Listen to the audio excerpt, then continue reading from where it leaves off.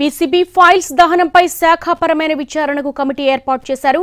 ఈ వారంలోనే committee report ఇచ్చే అవకాశం ఉంది. వారం క్రితం ఘటన జరిగిన రోజే కమిటీ ఏర్పాటు చేశారు పీసీబీ సెక్రటరీ.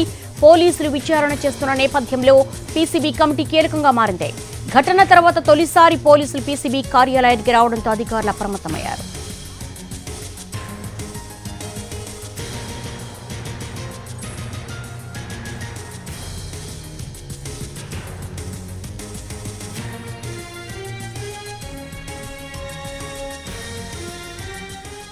పీసీబీ ఫైల్స్ దహనంపై శాఖాపరమైన విచారణకు కమిటీ ఏర్పాటు చేశారు. ఈ వారంలోనే కమిటీ రిపోర్ట్ ఇచ్చే అవకాశం ఉంది. వారం క్రితమే ఘటన జరిగిన రోజే కమిటీ ఏర్పాటు చేశారు PCB secretary.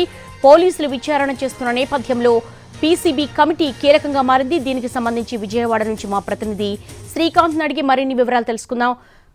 Srikanth, PCB files విషయానికి సంబంధించి అసలు ఏం జరిగింది?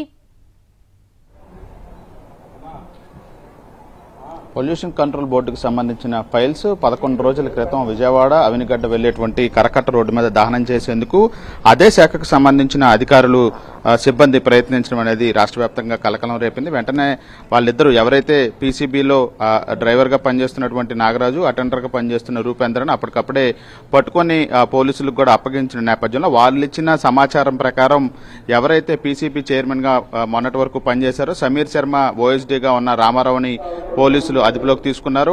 ఆయనతో పాటుగా ఈ ఇద్దరు కూడా ఎవరైతే ఘటనా స్థలంలో దొరికారో ముగ్గురు మీద కూడా పలు సెక్షన్ల కింద కేసులు కూడా నమోదు చేసి విచారణ కూడా చేస్తున్న నేపథ్యంలో ఇదే అంశానికి సంబంధించి శాఖాపరంగా కూడా ఒక కమిటీని ఏర్పాటు చేసినట్టుగైతే తాజాగా వెలుగులోకి వచ్చింది. దానికి సంబంధించి పీసీబీ సెక్రటరీగా ఉన్నటువంటి శ్రీధర్ ఈ కమిటీని ఏర్పాటు చేసినట్టుగైతే మనకు తెలుస్తోంది. అందులో కూడా కొందరు అధికారులు మొత్తం ఈ ఘటనకు సంబంధించి ఫైల్స్ బయటికి వెళ్లిన దాంట్లో ఏ అధికారుల పాత్ర ఉంది, అందులో కారణం ఏంటి, అసలు వీటిని డిస్పోజ్ చేయడానికి ఒక పర్టికులర్ ప్రొసీజర్ ఉన్నప్పటికీ కూడా దానికి విరుద్ధంగా కూడా బయటికి బహిరంగ ప్రదేశంలో అది కూడా అర్ధరాత్రి వేళ తీసుకెళ్లి తగలబెట్టే ప్రయత్నం ఎందుకు చేశారనే ఈ అంశాలన్నిటి మీద కూడా ఈ కమిటీ కూడా విచారణ అయితే చేపట్టింది. ఈ వారం చివరిలో కూడా ఈ కమిటీ కూడా విచారణకు సంబంధించిన నివేదికని ఇచ్చే అవకాశాలు కూడా ఉన్న నేపథ్యంలో అటు పోలీసులు కూడా తమ విచారణ కూడా వేగవంతం చేశారు. ఇప్పటికే ముగ్గురు సిబ్బంది మీద కూడా కేసులు నమోదు చేసి విచారిస్తున్న పోలీసులు ప్రస్తుతం తొలిసారిగా ఘటన జరిగిన తర్వాత ఏదైతే పొల్యూషన్ కంట్రోల్ బోర్డు ప్రధాన కార్యాలయం విజయవాడలో ఉందో అక్కడికి వచ్చారు. అక్కడ